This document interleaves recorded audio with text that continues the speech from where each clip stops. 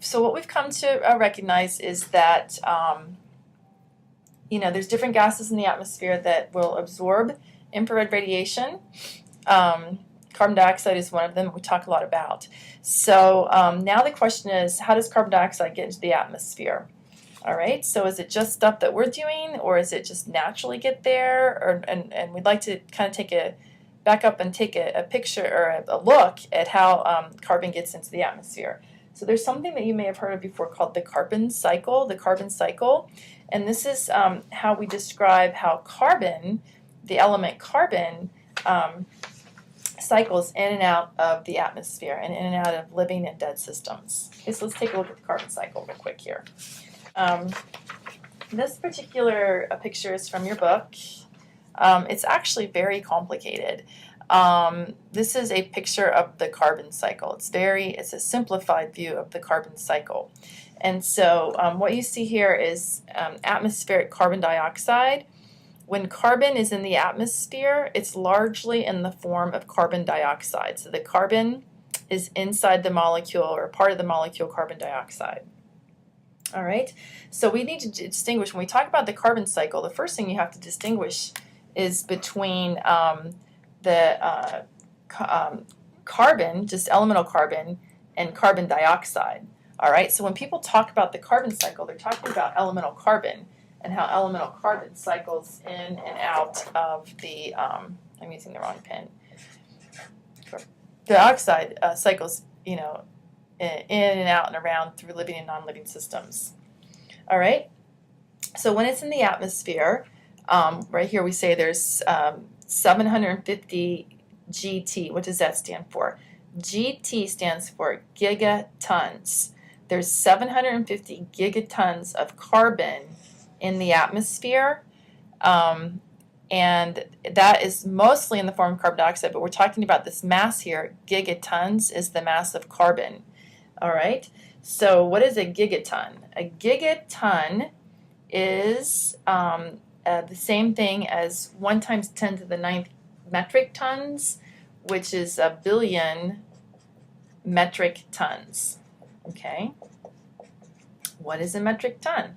A metric ton is about 970 kilograms or so. That's what a metric ton is.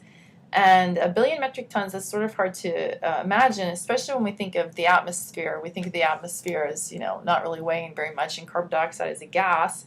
But as it turns out, 750 gigatons, and a gigaton is a billion metric tons. A GT stands for a billion metric tons.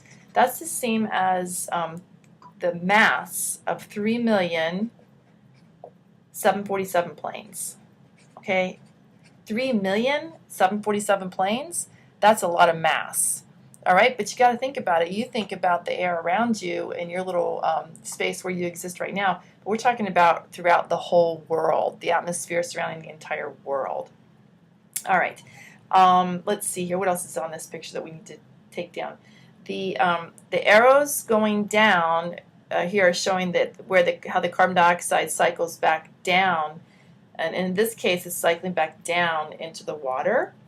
But all of these cycles, this is either the carbon going into the water or into the ground, or out of, in this case, a smokestack, or out of the ground, out of trees, out of the water. So it's carbon dioxide cycling in and out and around. And when carbon dioxide, and to complicate things, these cycles occur at varying rates. Some things are happening very, very, very slowly over millions and millions of years, such as the carbon getting all the way down to the soil, through the rock, into fossil fuels over millions of years, and then carbon even in and out of the oceans, dissolving as carbonates or back out as carbon dioxide over hundreds of years. Okay, so the cycles, they're not all the same rate. That's another complicating factor. Also, we can think about the carbon in the atmosphere mostly in the form of carbon dioxide, but when the carbon goes into trees, trees undergo photosynthesis, and grass and phytoplankton and all these other kind of plants undergo photosynthesis, in which the carbon dioxide is what we call fixed, and it becomes a hydrocarbon in the form of sugars and whatnot, okay? So in this case, it's no longer carbon dioxide, but we're just tracking the carbon. So the oxygen is peeled off and we're left with the carbon in the trees, in the grass. Carbonates, they could dissolve in water, precipitate out with calcium, and make calcium carbonate, which is another way that we can trap carbon in the form of carbonates. And that's the same thing as limestone. Okay, so we see that it's rather complicated. All the while we're tracking the carbon, and fossil fuels, you know, sometimes fossil fuels are just carbons and sometimes they're hydrocarbons, like natural gas is CH4. Octane, you know, the main component of gasoline is CH818.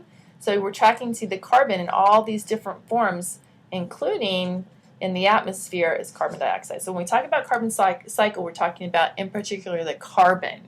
And the carbon is cycled back from living things to non-living things, back to the gas in these cycles.